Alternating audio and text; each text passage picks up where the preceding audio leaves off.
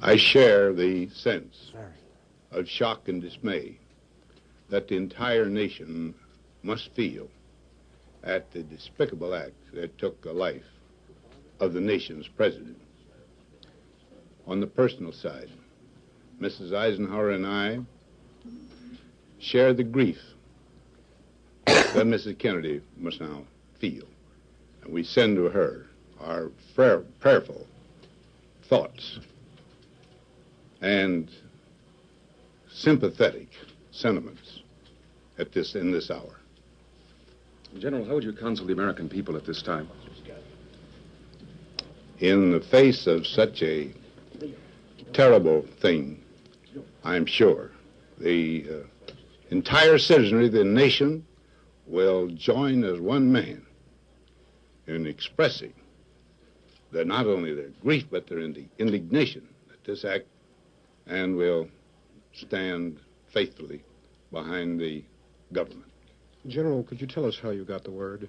I was at a meeting for the United Nations, and while there, a member of the meeting was called out and came back and told us the news. Although at that time, we did not know the president was dead. We did not know when I got back here at that time that he was dead.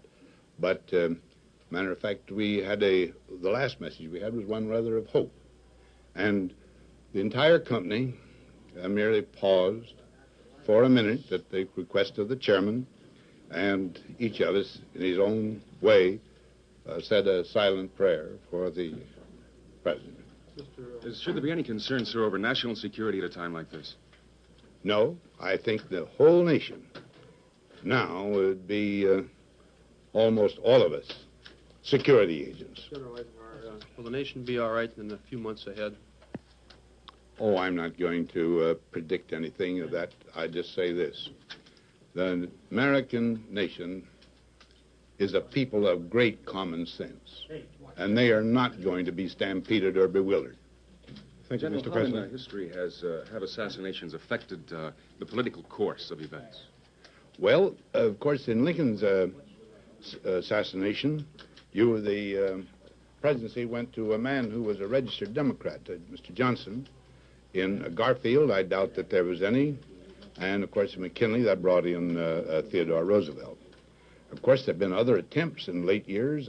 Mr. Truman was at a grave threat to his life, and Mr.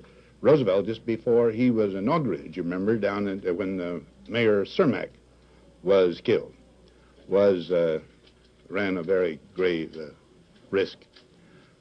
These things have happened, and it seems inexplicable to me, because Americans are loyal, and it's just this occasional psychopathic sort of accident that occurs, and I don't know what we can do about it. Could you say anything, General, about how people will feel abroad from all your experience with the United Nations and others? How will it be taken abroad? Well, I think they will be a bit bewildered. This, in the civilized countries of the world, this doesn't happen so often. And you remember in the starting of World War I, the murder of the Archduke Ferdinand, I think his name was. Why, this itself almost, is one of the contributory causes to that war. And, but here, I just don't know what happens. But we are a nation where our freedoms are allowed, or are observed in such a way that everybody is ready everybody is, you might say, capable of doing this if he's ready to put his own life on the line. General, how will you spend the rest of today and tomorrow? How will you spend the rest of today and tomorrow and the weekend? Look, I have canceled the dinner date that I had for tonight. Tomorrow, I'm going immediately to my home, and if I am wanted for any purpose whatsoever, I will, of course, be available. Would you have any advice for the American people at this time, General? No, as I said, I know the American people will stand solid, and they will not be stampeded. Thank you, Mr. President. All right. Thank you very much. Good night, fellows.